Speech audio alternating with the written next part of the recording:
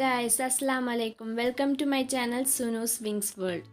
Malabar Bismi Rice കൊണ്ട് നമുക്ക് കപ്സ ഉണ്ടാക്കിയാലോ?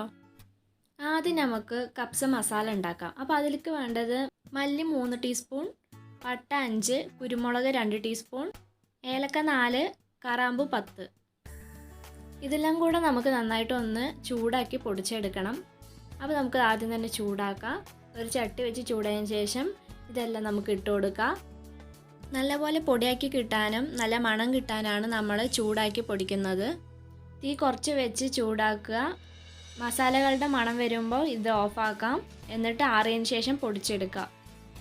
റൈസ് ഉണ്ടാക്കാനായിട്ട് നമുക്ക് ചട്ടി വെച്ച് കൊടുക്കാം. ചട്ടി ചൂടായതിന് ശേഷം നമുക്ക് ഓയിൽ ഒഴിച്ച് കൊടുക്കാം.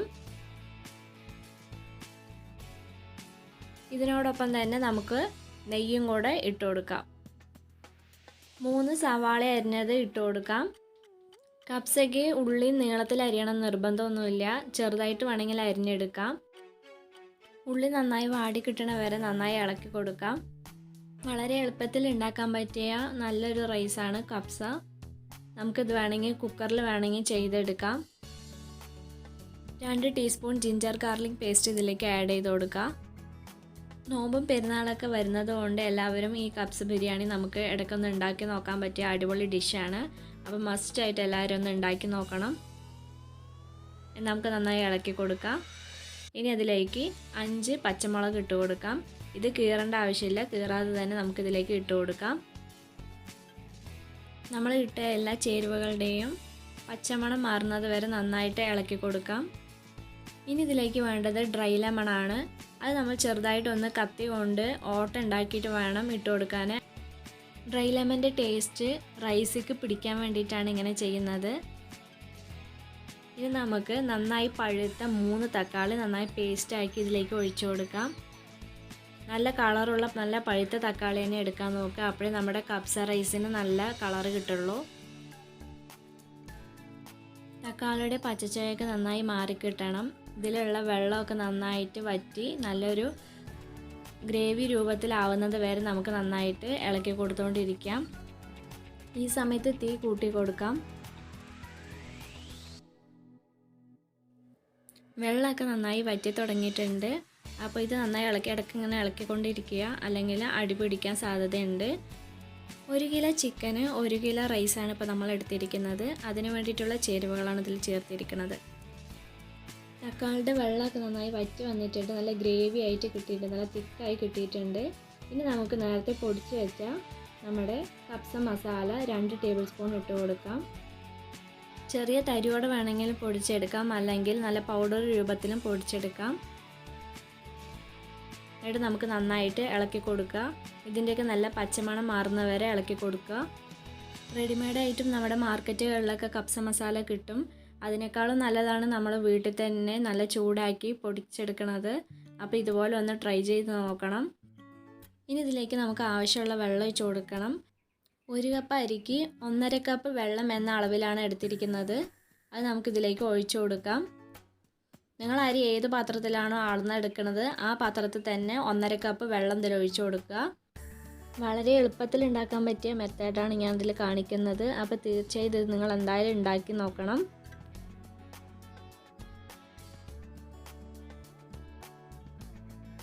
അടുത്തത് നമ്മൾ നന്നായി കഴുകി വൃത്തിയാക്കി വെച്ച 1 കിലോ ചിക്കൻ നമുക്കിതിലേക്ക് ആഡ് ചെയ്ത് കൊടുക്കാം. ചിക്കനിൽ പൊടികളൊന്നും നേരത്തെ ഒന്നും ചേർക്കേണ്ട നല്ല ഫ്രഷ് ആയിട്ടുള്ള ചിക്കനാണ് ഇതിലേക്ക് ആഡ് ചെയ്ത് കൊടുക്കേണ്ടത്. മലബാർ ബിസ്മി റൈസിൽ ആരും ഇതുവരെ കപ്സ ഉണ്ടാക്കിയിട്ടില്ലെങ്കിൽ ഇതൊന്ന് ട്രൈ ചെയ്ത് നോക്കണം. നല്ല ടേസ്റ്റ് ഉണ്ടാവും. ആവശ്യത്തിനുള്ള ഉപ്പ് ഇതിലേക്ക് ആഡ് ചെയ്ത് കൊടുക്കാം. മസാലകളൊക്കെ നല്ല കറക്റ്റായിട്ടുണ്ടാവും. നമുക്ക് ഈ സമയത്തൊന്ന് ടേസ്റ്റ് ചെയ്ത് നോക്കാം. ചിക്കൻ ഒന്ന് ചെറുതായി വെന്തതിന് ശേഷം നമുക്ക് ഈ വെള്ളത്തിൽ നിന്ന് ഈ ചിക്കൻ മാറ്റിയെടുക്കണം. എന്നിട്ട് വീണ്ടും ഈ ചിക്കൻ മസാല ചേർത്തിട്ട് ഫ്രൈ ചെയ്യണം. അപ്പോൾ നമുക്ക് ഇതൊന്ന് നന്നായി അടച്ച് വെച്ചിട്ട് ഒന്ന് തിള വരുന്ന വരെ വെയിറ്റ് ചെയ്യാം. വെള്ളമൊക്കെ നന്നായി തിള വന്ന് തുടങ്ങിയിട്ടുണ്ട്. ഈ വെള്ളത്തിലുള്ള ചിക്കൻ നമുക്ക് മാറ്റി വയ്ക്കാം. എല്ലാ ചിക്കനും ഇതിൽ നിന്ന് കോരിയെടുക്കുക. ഇപ്പോൾ തന്നെ ചിക്കൻ നന്നായി ഒന്ന് വെന്തിട്ടുണ്ടാവും. ഇനി നമുക്ക് കപ്സ മസാലയൊക്കെ ചേർത്ത് നമുക്ക് എണ്ണയിലൊന്ന് ഫ്രൈ ചെയ്തെടുക്കണം. ഈ സമയത്ത് തീ നന്നായി കുറച്ച് വയ്ക്കുക, അല്ലെങ്കിൽ വെള്ളം വറ്റിപ്പോവും. പിന്നെ റൈസ് ഇടുന്ന സമയത്ത് നമുക്ക് നല്ലപോലെ വെന്ത് കിട്ടില്ല. അപ്പോൾ തീ നന്നായി കുറച്ച് വയ്ക്കുക.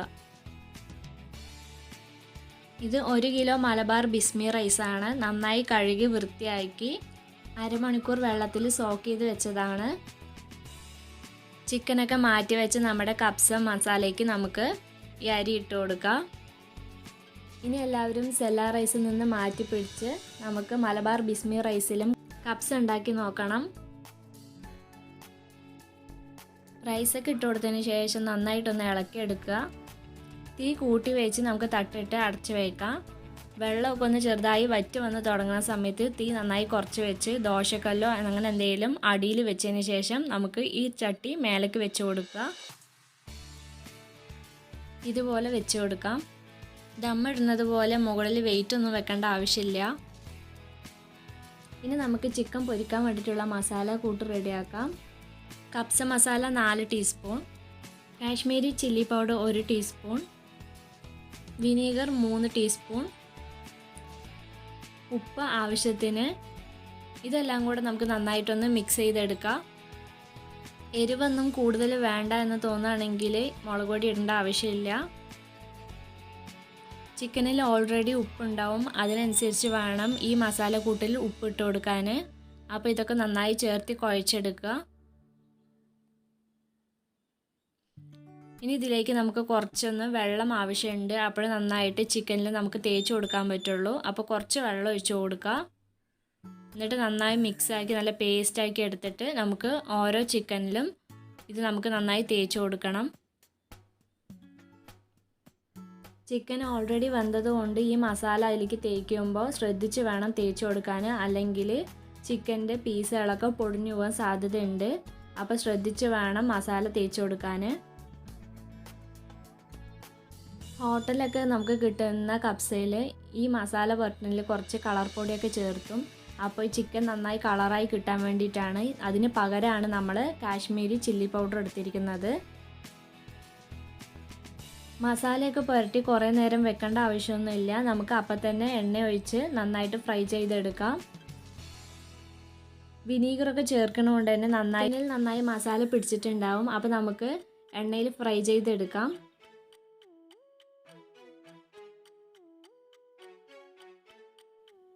ചട്ടി നന്നായി ചൂടായതിന് ശേഷം നമുക്ക് എണ്ണ ഒഴിച്ച് കൊടുക്കാം.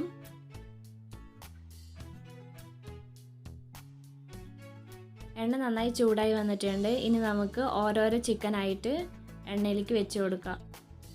ചിക്കനിൽ തേച്ച മസാലയൊന്നും കരിയാതെ തീ കുറച്ച് വെച്ച് നമുക്ക് 2 സൈഡും നന്നായി ഒന്ന് ഫ്രൈ ചെയ്തെടുക്കണം.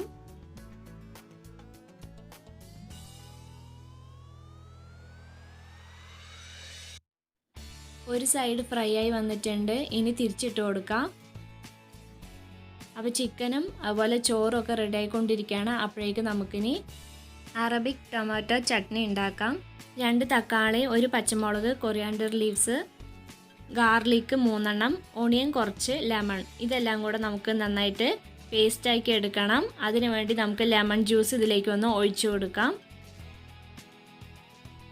1/2 ലെമണാണ് എടുത്തിരിക്കുന്നത്. അത് ഫുള്ളായിട്ട് ഒഴിച്ചു കൊടുക്കണം. ആവശ്യത്തിനുള്ള ഉപ്പ് ഇട്ട് കൊടുത്ത് നന്നായിട്ട് പേസ്റ്റാക്കി എടുക്കുക. ഇതിൽ അരച്ചെടുക്കുന്ന സമയത്ത് വെള്ളമൊന്നും ചേർക്കരുത്. നല്ല പഴുത്ത തക്കാളി തന്നെ എടുക്കാൻ നോക്കുക. അപ്പോൾ നല്ല ടേസ്റ്റ് ഉണ്ടാവും, നല്ല കളറും ഉണ്ടാവും.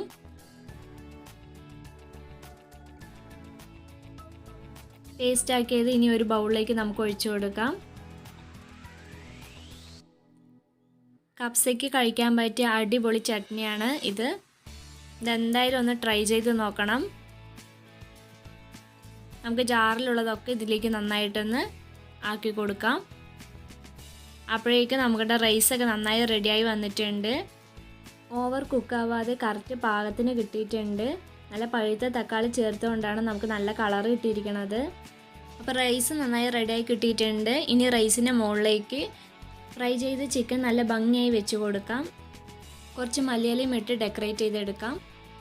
ഈസി ആൻഡ് ടേസ്റ്റി ആയിട്ടുള്ള മലബാർ റൈസ് കൊണ്ടുള്ള അറബിക് കപ്സ ഇവിടെ റെഡി ആയിരിക്കുകയാണ്. അപ്പോൾ തീർച്ചയായിട്ടും എല്ലാവരും ഉണ്ടാക്കി നോക്കണം. വീഡിയോ ഇഷ്ടപ്പെട്ടാൽ ലൈക്ക്, ഷെയർ, കമൻറ്റ്. കൂടുതൽ വീഡിയോസ് കാണാനായി സബ്സ്ക്രൈബ് ചെയ്യുക. അടുത്തുള്ള ബെല്ലൈക്കൺ കൂടെ ഓൾ ആക്കി വയ്ക്കുക. അപ്പോൾ അതുവരേക്കും അസ്സലാമു അലൈക്കും. Thanks for watching.